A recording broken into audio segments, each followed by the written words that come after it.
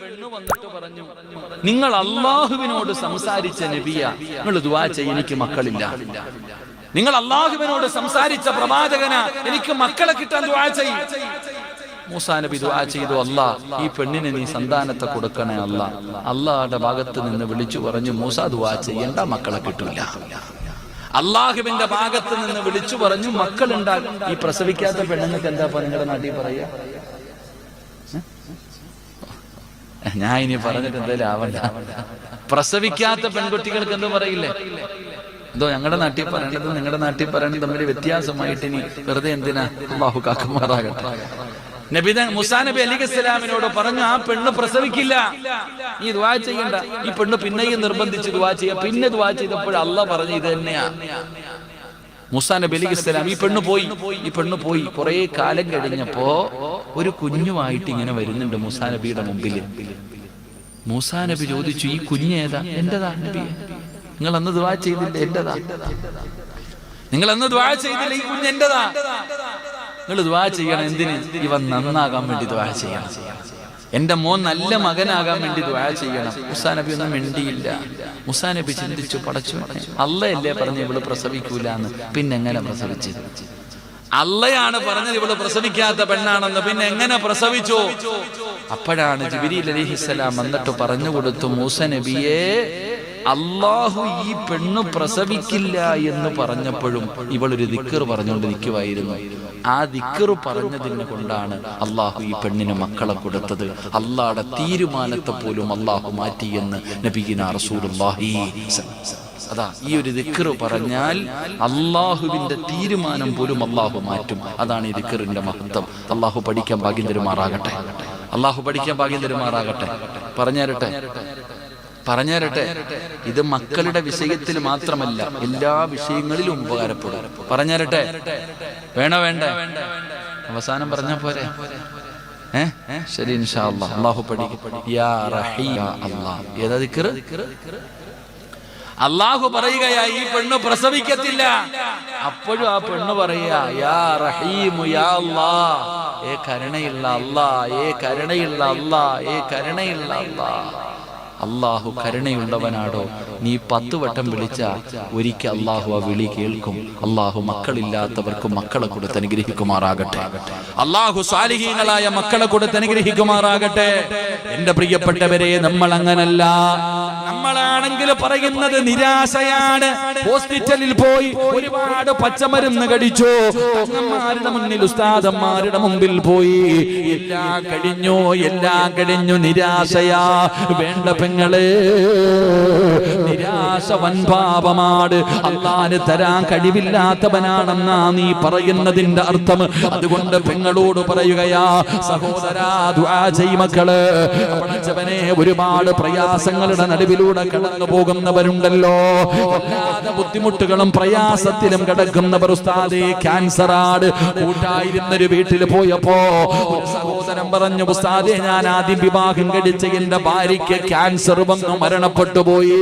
അല്ലാഹു മഗ്ഫിറത്ത് കൊടുക്കുമാറാകട്ടെ. ആ മനുഷ്യൻ പറഞ്ഞു, ഉസ്താദേ, ഞാൻ രണ്ടാമത് കല്യാണം കഴിച്ചു, ആ പെണ്ണിനും ക്യാൻസറാണ് ഉസ്താദ്. അല്ലാഹുവേ, ശിഫ കൊടുക്കണേ അല്ലാഹ്. എന്റെ പ്രിയപ്പെട്ടവരെ, ഇതുപോലെ ഒരുപാട് പ്രയാസങ്ങളുടെ നടുവില് രോഗമില്ലാത്തവരില്ല. പടച്ചവനെ, ഇന്നലെ പറഞ്ഞു ഉസ്താദ്, പടച്ചവനെ, ഒരു പല്ലുവേദനയായിരുന്നു. നാട്ടിൽ വന്നിട്ട് ടെസ്റ്റ് ചെയ്ത് നോക്കിയപ്പോ താടിയെല്ലില് ക്യാൻസറാ. തിരുവനന്തപുരം RCCയിൽ പോയിരിക്കുകയാണ്. സഹോദരാ, ഇത്രയൊക്കെ ഉള്ളടോ. ജീവിതത്തിന്റെ പരീക്ഷണങ്ങളും പ്രയാസങ്ങളും ജീവിതത്തിൽ കടന്നു വരുമ്പോ നിരാശ വേണ്ട. അല്ലാഹുവേ, ഈമാനുള്ള ഒരാൾക്ക് ചേർന്നതല്ല. പടച്ചവനെ, റബ്ബിന്റെ തീരുമാനങ്ങൾ നീ അംഗീകരിക്കണമല്ലോ. വലനബുലുവന്നകും ബിശൈഇൻ മിനൽ ഖൗഫ് വൽജൂഇ വനഖസിൻ മിനൽ അംവാലി വൽ അൻഫുസി വസ്സമറാത്ത് വബശിരിസ് സ്വാബിരീൻ الذين إذا أصابتهم مصيبة قالوا إنا لله ലില്ലാഹി വ ഇന്നാ ഇലൈഹി റാജിഊൻ. ഇത് മരിക്കുന്ന സമയത്ത് പറയാനുള്ള ഒരു ദുആയല്ലടോ. ഇത് മരിക്കുമ്പോ മാത്രം പറയാനുള്ളതല്ല. അല്ലാഹു നിനക്ക് കടം തന്ന, അല്ലാഹു നിനക്ക് രോഗം തന്ന, അല്ലാഹു നിനക്ക് പ്രയാസം തന്ന, അല്ലാഹു നിന്റെ സമ്പത്ത് നഷ്ടപ്പെടുത്തിയ, അല്ലാഹു നിന്റെ മക്കളെ മരിപ്പിച്ച, എന്തു പറയണമെന്നറിയുമോ? ഇന്നാ ലില്ലാഹി വ ഇന്നാ ഇലൈഹി റാജിഊൻ. അല്ലാഹുവിലേക്കാണ് സർവ്വതും മടങ്ങുന്നത്. റബ്ബേ നീ തന്നോ, നീ തിരഞ്ഞെടുത്തു, ഞാനും അങ്ങോട്ട് തന്നെയാണ് വരേണ്ടത്. പറയാ മറക്കല്ലോ, നിങ്ങളെ രോഗവും പ്രയാസവും ഇല്ലാത്ത ആരുമില്ലല്ലോ. ഉസ്താദേ, ഒരുപാട് ബുദ്ധിമുട്ടാ, പ്രയാസമാ, രോഗമാ പറയുന്ന വാപ്പാ. മഹാനായ സയ്യിദ് മഹാനായ അയ്യൂബ് നബി അലൈഹിസ്സലാമിന്റെ ചരിത്രമെടുത്ത് വായിക്കടോ. രോഗം പിടിച്ച് കിടക്കുന്ന വീട്ടുകാരെ, ഭർത്താവ് രോഗം പിടിച്ച് കിടക്കുന്ന ഭാര്യമാരുണ്ടല്ലോ, നിങ്ങളെ നിങ്ങൾ പഠിക്കേണ്ട ഒരു ചരിത്രം അയ്യൂബ് നബിയുടെ ചരിത്രമാ. രോഗമുള്ള വീട്ടുകാര് വായിക്കേണ്ട ചരിത്രം ആരുടെ ചരിത്രമെന്നറിയുമോ? ക്യാൻസർ പിടിച്ച് കിടക്കുന്നവർ, കിഡ്നി തകർന്ന് കിടക്കുന്നവർ, സൈഡ് തളർന്ന് കിടക്കുന്നവർ, ഭാര്യയും ഭർത്താവും നിർബന്ധമായിട്ട് വായിക്കേണ്ട ഒരു നബിയുടെ ചരിത്രമുണ്ട്. ഏത് നബിയുടെ ചരിത്രമെന്നറിയോ? അയ്യൂബ് നബി അലൈഹിസ്സലാം. 18 കൊല്ലം അല്ലാഹു പരീക്ഷണം കൊടുത്ത പ്രവാചകരാ. ശരീരം മുഴുവനും വല്ലാതെ പഴുക്കുകയാ, പൊട്ടിയൊലിക്കുകയാ, മാംസങ്ങൾ ഉഴുത് താഴേക്ക് വീഴുകയാ, എല്ലുകൾ വെളിയിൽ കാണുകയാണ്, നടക്കാൻ കഴിയാതെ, ഇരിക്കാൻ കഴിയാതെ. പടച്ച റബ്ബേ, 18 കൊല്ലം പ്രയാസപ്പെട്ടടോ അയ്യൂബ് നബി അലൈഹിസ്സലാം. പരാതി പറഞ്ഞില്ല. പടച്ചവനെ, പ്രയാസത്തിൽ കഴിയുന്ന അയ്യൂബ് നബി അലൈഹിസ്സലാമിന്റെ ചാരത്ത് ഭാര്യ വന്നിട്ട് ചോദിക്കുന്നു, നബിയേ, എത്ര കൊല്ലമായി നബിയേ? പെങ്ങളെ പഠിക്കണേ മോളെ. അയ്യൂബ് നബി അലൈഹിസ്സലാം എല്ലും തോലുമായിട്ട് തന്റെ പ്രിയപ്പെട്ട ഭാര്യ കുഞ്ഞുങ്ങളെ എടുത്തുകൊണ്ട് നടക്കുന്നത് പോലെ അയ്യൂബ് നബിയെ എടുത്തുകൊണ്ട് നടക്കുകയാ. കുഞ്ഞുങ്ങളെ ചുമക്കുന്നത് പോലെ അയ്യൂബ് നബിയുടെ ഭാര്യ 18 കൊല്ലമാ ചുമന്നത്. ആ ഭാര്യയാണ് തന്റെ ഭർത്താവിനോട് ചോദിക്കുന്നു, നബിയേ, ഒന്ന് അല്ലാഹുവോട് ദുആ ചെയ്താ പോരെ? കൈ താഴ്ത്തുന്നതിന് മുമ്പ് അല്ലാഹു നിങ്ങളുടെ രോഗം മാറ്റുമല്ലോ. എന്തിനാ ഇങ്ങനെ കഷ്ടപ്പെടുന്നത്? ഒന്ന് ദുആ ചെയ്തുകൂടെ? ഒന്ന് ദുആ ചെയ്തുകൂടെ? അയ്യൂബ് നബി പറഞ്ഞ മറുപടി എന്തെന്നറിയോ? മോളെ, നോക്കി മടുത്തെങ്കിൽ നീ പൊക്കോ. എന്നെ ചുമന്ന് എനിക്ക് ഖിദ്മത്ത് ചെയ്തിട്ട് നിനക്കും മടുത്താൽ, അയ്യൂബ് നിനക്ക് ബാധിതയാണെന്ന് തോന്നിയാ എന്നെ കളഞ്ഞിട്ട് നീ പൊക്കോ. എന്നാലും ഞാൻ അല്ലാഹുവോട് ചോദിക്കില്ല, എന്നാലും ഞാൻ അല്ലാഹുവോട് പരാതി പറയില്ല. 18 കൊല്ലം പടച്ചവര് ശരീരം മുഴുവനും പഴുത്തിട്ട്, പൊട്ടിയൊലിച്ചിട്ട്, ശരീരം മുഴുവനും രോഗം പിടിച്ച് നടക്കാൻ കഴിയാതെ ഒരു ഭാര്യ ഇങ്ങനെ കുഞ്ഞുങ്ങളെ പോലെ ചുമക്കണമെങ്കിൽ എങ്ങനെയായിട്ടുണ്ടാകും ബാപ്പാ? ഇതുപോലെ നടന്നിട്ട് 18 കൊല്ലം ചുമന്നുകൊണ്ട് നടന്ന ഭാര്യയാണ് പറയുന്നതൊന്ന് ദുആ ചെയ്തുകൂടെ? അപ്പോഴും പറഞ്ഞു, ഞാൻ അല്ലാഹുവോട് പരാതി പറയില്ല, എനിക്ക് സങ്കടമില്ല. മടുത്തെങ്കിൽ നിനക്ക് നിന്റെ വഴി നോക്കാ. പെങ്ങളെ, ഈ ചരിത്രമാണോ രോഗം പിടിച്ച് കിടക്കുന്നവന് പഠിക്കേണ്ടത്? പെങ്ങളെ, ആദരവായ പ്രവാചകൻ നബി മുഹമ്മദ് മുസ്തഫ സല്ലല്ലാഹു അലൈഹി വസല്ലമ തങ്ങൾ പറഞ്ഞതെന്തെന്നറിയോ? കാലിനടിയിൽ ഒരു മുള്ളു കൊണ്ടിട്ട് നീ വേദനിച്ച ആ വേദനയ്ക്ക് പകരം അല്ലാഹു നിന്റെ പാപം പൊറുക്കുമെന്ന് നബി മുഹമ്മദ് മുസ്തഫ സല്ലല്ലാഹു അലൈഹി വസല്ലമ തങ്ങൾ പഠിപ്പിക്കുമ്പോ എന്റെ പ്രിയപ്പെട്ട സഹോദരാ, അല്ലാഹുവിന്റെ പരീക്ഷണങ്ങൾ വരുമല്ലോ. ഏത് രീതിയിലാണ് വരുന്നതെന്നറിയില്ല. പടച്ചവനെ, അപസ്മാര രോഗമുള്ള ഒരു ചെറുപ്പക്കാരൻ പറഞ്ഞു, ഉസ്താദേ ദുആ ചെയ്യടേ. എന്റെ പ്രിയപ്പെട്ട പെങ്ങളെ, മഹാനായ നബി മുഹമ്മദ് മുസ്തഫ സല്ലല്ലാഹു അലൈഹി വസല്ലമ തങ്ങളുടെ മുന്നിലേക്ക് ഒരു സ്വാലിഹത്തായ പെണ്ണ് കടന്നു വന്നിട്ട് പറയുന്നു, യാ റസൂലല്ലാഹ്, അല്ലാഹുവിന്റെ നബിയേ, എനിക്ക് അപസ്മാര രോഗമാണ് നബിയേ, വല്ലാത്ത വേദനയാ നബിയേ, വായിലൂടെ പതയും നൊരയും വരുന്നു നബിയേ, കടന്നു പിടയുകയാ നബിയേ, ശരീരം മുഴുവനും വല്ലാത്ത വേദനയാ നബിയേ, സഹിക്കാൻ കഴിയുന്നില്ല നബിയേ, അതുകൊണ്ടൊന്ന് പടച്ച റബ്ബിനോട് ദുആ ചെയ്യുമോ? അല്ലാഹുവിന്റെ പ്രവാചകനാ പെണ്ണിനോട് പറഞ്ഞു, ഞാൻ ദുആ ചെയ്താ നിന്റെ രോഗം മാറും, ഞാൻ ദുആ ചെയ്താ നിന്റെ രോഗം മാറും, പക്ഷേ നീ ക്ഷമിച്ച അല്ലാഹു നിനക്ക് സ്വർഗം തരും പെണ്ണേ. നബി തങ്ങൾ അവിടെ നിന്ന് പറയുമ്പോ ആ പെണ്ണ് ചോദിച്ചു, യാ റസൂലല്ലാഹ്, മുത്തി നബിയേ, അല്ലാഹ് എനിക്ക് സ്വർഗം തരുമോ നബിയേ? ഉറപ്പായിട്ടും സ്വർഗം തരും. ആ പെണ്ണ് പറഞ്ഞു, വേണ്ട നബിയേ, വേണ്ട നബിയേ, എന്റെ രോഗം മാറാ ദുആ ചെയ്യല്ലേ, ഞാൻ സഹിക്കാൻ തയ്യാറാണ് നബിയേ, എനിക്ക് സ്വർഗം മതി എന്ന് പറഞ്ഞു എന്ന് ചരിത്രം പറയുമ്പോ, ഈമാൻ ഉറച്ചാൽ കിട്ടുന്ന രണ്ടാമത്തെ നേട്ടമെന്തെന്നറിയുമോ? നിരാശയില്ല. എന്തൊക്കെ നഷ്ടപ്പെട്ടാൽ സങ്കടമില്ല. അവന് പരാതി പറയില്ല. ഉസ്താദേ, ഞാൻ 5 നേരം നിസ്കരിക്കുന്നവനായിരുന്നു, ഞാൻ പള്ളിക്ക് കൊടുക്കുന്നവനായിരുന്നു, ഒരു മജ്‌ലിസ് പോലും, മജ്‌ലിസിന്നൂറാകട്ടെ, സ്വലാത്തിന്റെ മജ്‌ലിസാകട്ടെ, സർവ്വതിലും പോകുന്നവളായിരുന്നു, എനിക്കിങ്ങനെ വന്നല്ലോ. എന്തൊരു പരീക്ഷണമാ ഉസ്താദേ! പറയല്ലേ പെങ്ങളെ, സങ്കടപ്പെടല്ലേ പെങ്ങളെ, ആ നാട്ടുകാരോട് പറഞ്ഞുകൊണ്ട് നടക്കല്ലേ വാപ്പാ. അല്ലാഹുവിന്റെ മുമ്പിൽ നിന്റെ പ്രയാസം പറ, അല്ലാഹുവിന്റെ മുമ്പിൽ നിന്റെ പ്രയാസം പറ, അതിന് പരിഹാരം അല്ലാഹുവിന്റെ ഭാഗത്ത് നിന്നുണ്ടാകുമല്ലോ. അതുകൊണ്ട് ഞാൻ പറയുകയാണ്, ഈമാൻ ഉറക്കണേ, ഈമാൻ ഉറക്കണേ. അതുകൊണ്ട് ഈ ദുനിയാവിൽ ഒരു നല്ല ജീവിതം വേണോ? സമാധാനമുള്ള ജീവിതം വേണോ? ഇതുപോലെയുള്ള ഒരു ജീവിതം നിനക്ക് വേണമെങ്കിൽ അല്ലാഹ് പറയുന്നത് തലകുത്തി നിൽക്കാനല്ല. അല്ലാഹ് പറയുന്നു, ഒരേ ഒരു കാര്യം ചെയ്താ, ഫലനഹ്യന്നഹു ഹയാതൻ ത്വയ്യിബാ, ഒരു നല്ല ജീവിതം ഞാൻ തരാ, ഒരു നല്ല ജീവിതം ഞാൻ തരാ. ഒരേ ഒരു നല്ല കാര്യം ചെയ്യടോ.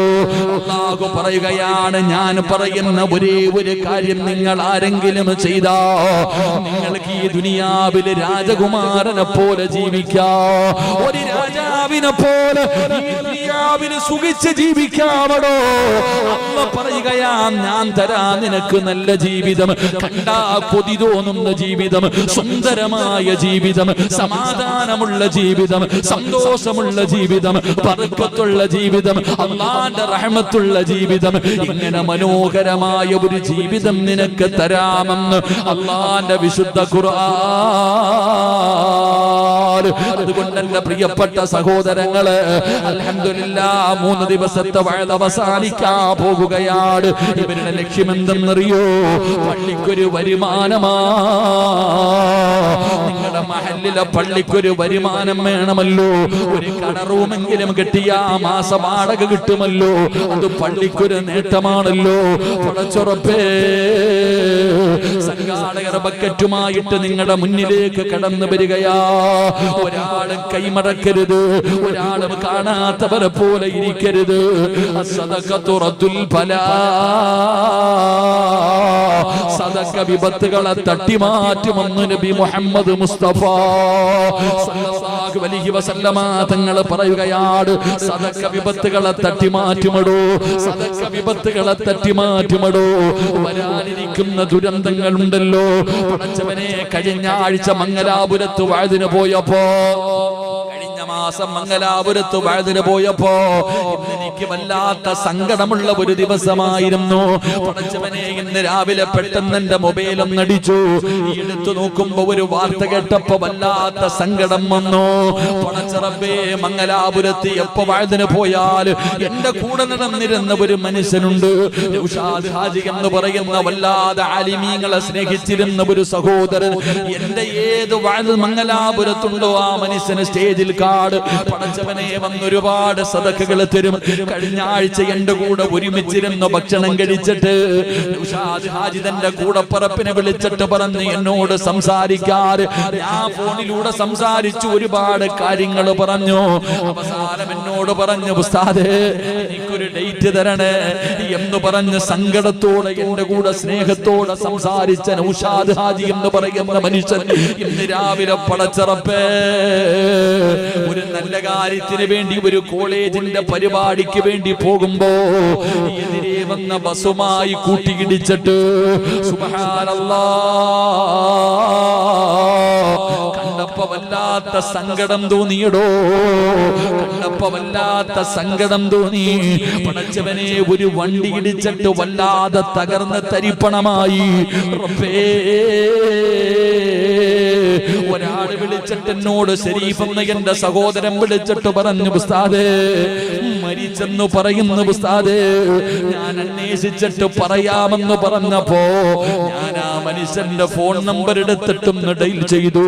റബ്ബേ, ബെല്ലടിക്കുന്നുണ്ട്. അപ്പുറത്ത് ഫോൺ എടുത്തത് ആംബുലൻസിന്റെ ഡ്രൈവറാ.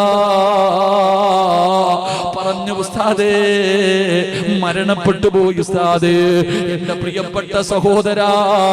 5 മക്കളാ മോനെ, പിഞ്ചു കുഞ്ഞുങ്ങളാണ്. പടച്ചവനെ അല്ലാഹുവേ, ഒരു കുടുംബത്തിന്റെ സ്വപ്നമാ എന്റെ പ്രിയപ്പെട്ട ചെറുപ്പക്കാരാ. ശരീരത്തിൽ വലിയ മുറിവുകളൊന്നുമില്ലടാ. ഇന്നിതേ സമയം പള്ളിപ്പറമ്പിലെ ഖബറിനകത്തേക്ക് നൗഷാദ് ഹാജിയുടെ ജനാസ ഇറക്കി വെക്കുമ്പോ അല്ലാഹു കൊടുത്ത സമ്മാനം എന്തെന്നറിയോ? ഏത് വഅദിന്റെ മജ്ലിസിൽ വന്നിട്ടും പൈസ തന്നിട്ട് ദുആ ചെയ്യണമെന്ന് പറഞ്ഞ മനുഷ്യന് കണ്ടവര് പറയുന്നു, ഉസ്താദേ മുഖത്തു വല്ലാത്ത പ്രകാശമാ, മുഖത്ത് വല്ലാത്ത പ്രകാശം. പടച്ചവനെ, കണ്ടാ കൊതി തോന്നുന്ന ഒരു മരണമടോ. പടച്ച റബ്ബേ, ആ കുടുംബത്തിന് സമാധാനം നൽകണേ അല്ലാ. പൊന്നാര മക്കളെ നീ കാത്തുകൊള്ളണേ അല്ലാ. ഇതാണോ അപകടമെന്ന് പറഞ്ഞാൽ ദുരന്തം ഇതാണടോ. എപ്പോ എവിടെ വെച്ചാണ് വരുന്നതെന്നറിയില്ലടോ. മനുഷ്യന്റെ കാര്യം ഇത്രയേ ഉള്ളു സഹോദരാ. 2023 ഞാനും നിങ്ങളും കടന്നപ്പോ ഇന്ന് വൈകിട്ട് ഞാൻ മൊബൈൽ എടുത്ത് നോക്കുമ്പോ വാർത്തയിൽ കണ്ടത് 9 ജീവനാണെന്ന് നഷ്ടപ്പെട്ടിരിക്കുന്നത്. പല പല സ്ഥലങ്ങളിൽ അപകടങ്ങളില് ഓരോ ദിവസവും അപകടങ്ങൾ വർദ്ധിക്കുകയാ. പടച്ചവനെ, പനി പടരുന്നത് പോലെ ക്യാൻസർ പടരുകയാ. മാവേലിയിലും പടച്ചവനെ മലബാറിലും യാത്ര ചെയ്യുമ്പോ ട്രെയിനിനകത്ത് വരുന്ന അധികം പേരും RCCയിൽ നിന്ന് വരുന്നവരാ. സങ്കടമാടോ. അവരുടെ പരാതികളും അവരുടെ രോഗങ്ങളെ കുറിച്ച് കേൾക്കുമ്പോ വല്ലാത്ത സങ്കടമാ സഹോദരാ. എല്ലാ തലതിരിയാൻ ഒരു നിമിഷം മതിയടോ. പല്ലുവേദന വന്നവന് ക്യാൻസർ ആയില്ലേ? നാവിന് ചെറിയ പ്രയാസം, ടേസ്റ്റുകൾ അറിയാത്തവന് ഹോസ്പിറ്റലിൽ ചെന്നപ്പോ ഡോക്ടർ പറയുന്നു നാവ് മുറിച്ചു മാറ്റാൻ. 37 വയസ്സുള്ള മനുഷ്യൻ പറയുന്നു, ഉസ്താദേ മലദ്വാരത്തില് ക്യാൻസറാ. പേടിക്കണം പെങ്ങളെ. പണ്ടൊക്കെ ക്യാൻസർ രോഗം വന്നെന്ന് പറഞ്ഞാൽ അത്ഭുതമായിരുന്നു. ഇന്നങ്ങനല്ല. പനി പടരുന്നത് പോലെ ഓരോ കുടുംബ കുടുംബത്തിലും ഒരു ക്യാൻസർ രോഗി വന്നുകൊണ്ടിരിക്കുകയാ. പടച്ചവനെ, കൈകാലുകൾ മുറിച്ച് മാറ്റുന്ന രോഗങ്ങൾ റബ്ബേ വാട്സപ്പിലുമൊക്കെ നമ്മൾ കാണുമല്ലോ. വാപ്പാനെ രക്ഷിക്കാ, നിങ്ങളെ സഹായിക്കണേ എന്ന് നെഞ്ചുപൊട്ടി കരയുന്ന പെൺമക്കളുടെയും മാമക്കളുടെയും വീഡിയോ കാണുന്നവനല്ലേ. എന്തേ ഉപ്പാ നിനക്ക് കഴിയാത്തത്? എന്തേ നബിതങ്ങളല്ലേ പറഞ്ഞത്, അസ്സദഖത്തു റദ്ദുൽ ബലാ, സദഖ വിപത്തിനെ തട്ടിമാറ്റുമെന്ന് നബി മുഹമ്മദ് മുസ്തഫ സല്ലല്ലാഹു അലൈഹി വസല്ലമ തങ്ങൾ പറയുമ്പോ, അല്ലാഹുവിന്റെ പള്ളിയുടെ വരുമാന മാർഗത്തിന് വേണ്ടി ബക്കറ്റുമായിട്ട് ഇവരുടെ മുന്നിലേക്ക് കടന്നു വരികയാ. ഒരാളും മടിക്കരുത്, ഒരാളും കാണാത്തതുപോലെ ഇരിക്കരുത്. അല്ലാഹു നിനക്ക് തന്നതിൽ നിന്നൊരൽപ്പം എടുക്കടോ. മനസ്സറിഞ്ഞുകൊണ്ട് എല്ലാവരും ഒരു സദഖ എടുക്കൂ. അൽഹംദുലില്ലാഹ്,